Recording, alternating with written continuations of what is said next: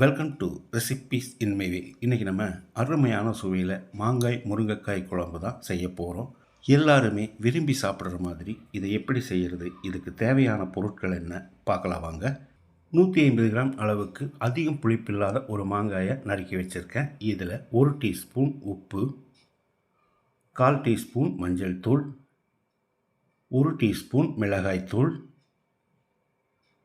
2 teaspoon மல்லித்தூள், இது எல்லாத்தையும் நல்லா கலந்து ஒரு 10 நிமிஷம் ஊற விட்டுறலாம்.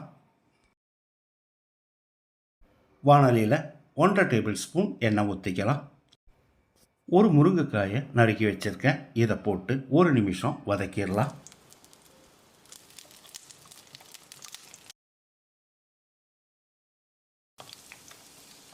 ஒரு நிமிஷம் வதக்கிட்டோம். இப்போ இதை எடுத்து தனியாக வச்சிடலாம்.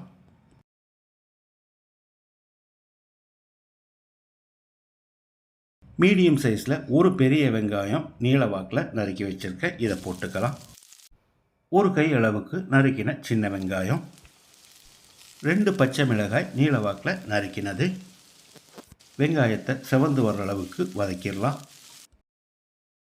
வெங்காயம் நல்லா வதங்கிடுச்சு. இப்போ நம்ம உப்பு மிளகாய் தூள் போட்டு கலந்து வச்ச மாங்காயை போட்டுக்கலாம். கூடவே நம்ம வதக்கி வச்சுருந்த முருங்கைக்காயையும் போட்டுக்கலாம்.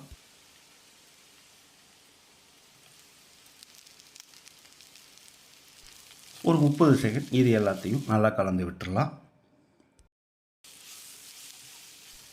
ஒரு மூடி தேங்காயில் 1 கப் முதல் பாலும் 1/2 கப் 2வது பாலும் எடுத்து வச்சுருக்கேன். இதில் 2வது பாலை நம்ம ஊற்றிடலாம்.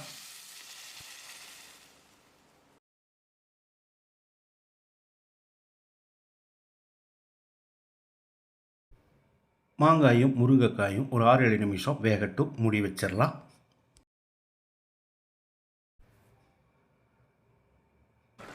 மாங்காய் முருங்கைக்காய் ரெண்டுமே நல்லா வெந்துருச்சு. இப்போ இதில் தேவையான அளவுக்கு உப்பு சேர்த்துக்கலாம். கூடவே ஒரு 1/2 டீஸ்பூன் மிளகுத்தூள், 1/2 டீஸ்பூன் சர்க்கரையையும் சேர்த்து கலந்து விட்டுடலாம்.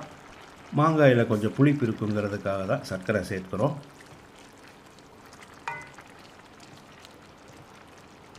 இப்போ இதில் 1 கப் அளவுக்கு கெட்டியான முதல் தேங்காய் பாலையும் ஊற்றி கலந்து விட்டுடலாம்.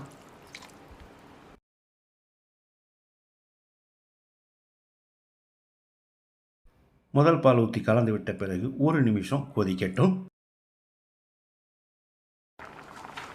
இந்த மாதிரி கொதித்து வந்த பிறகு ஸ்டவ் ஆஃப் பண்ணிவிட்டு இதுக்கு ஒரு தாளிப்பு கொடுத்துடலாம்.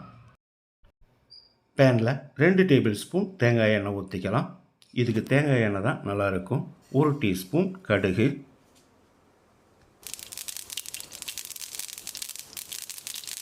கொஞ்சமாக கறிவேப்பிலை, 1 டேபிள் ஸ்பூன் அளவுக்கு இஞ்சி பொடியாக நறுக்கினது, 7-8 சின்ன வெங்காயம் பொடியாக நறுக்கினது,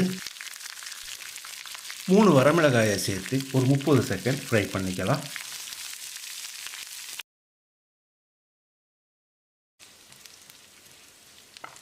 இப்போ ஸ்டவ் ஆஃப் பண்ணிவிட்டு 1 டீஸ்பூன் காஷ்மீரி வரமிளகாய் தூள் சேர்த்து கலந்து விட்டு குழம்பு ஊற்றிடலாம்.